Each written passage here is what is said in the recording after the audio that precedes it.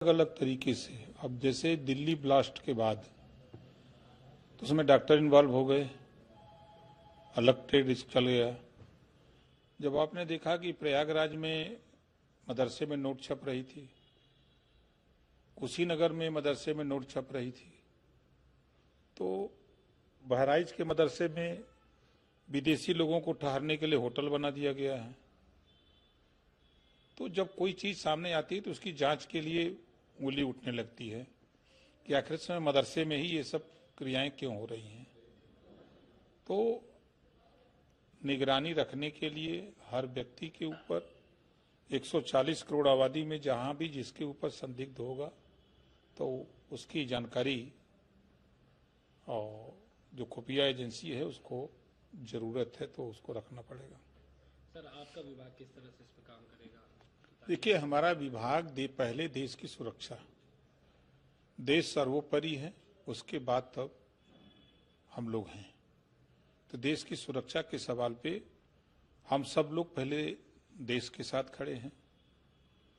प्रधानमंत्री जी देश के लिए लड़ रहे हैं, जो एटीएस काम कर रहा है वो देश की सुरक्षा के लिए काम कर रहा है। तो हम लोग एटीएस के साथ हैं। जो भी सहयोग एटीएस की तरफ से मांगा जाएगा वो सहयोग हम लोग करेंगे। सर, नरेंद्र मोदी भी शामिल रहेंगे। नीतीश कुमार 10वीं बार मुख्यमंत्री बनने जा रहे हैं, कैसे देख रहे हैं? तो उनकी उपलब्धि है। नीतीश जी की कार्यकुशलता और सुशासन की देन है कि 10वीं बार वो मुख्यमंत्री बनने जा रहे हैं। ने प्रयागराज सहित कई जिलों के जो है मदरसों की जांच की अनुमति मांगी है, कैसे देख रहे हैं? देखिए, देश की सुरक्षा के सवाल पर अगर एटीएस ने मदरसों की जांच की अनुमति मांगी है तो सरकार अनुमति देगी। जांच करने का अधिकार उनका है, सरकार को अनुमति देने का अधिकार है। देश के सवाल पे 140 करोड़ आबादी के हित को देखते हुए, उनकी सुरक्षा को देखते हुए तो आदेश तो सरकार देगी।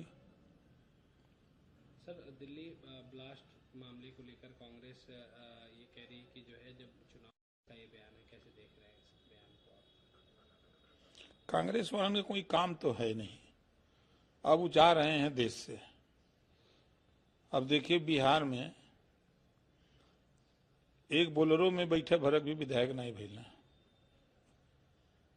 एक बोलेरो में पीछे बैठ जाते हैं, समझिए कि 2 ही लोग, 4 लोग बीच में लहा लेते हैं, 6 लोग, एक आगे एक ड्राइवर, 8 हुए कई गो, 6 गो।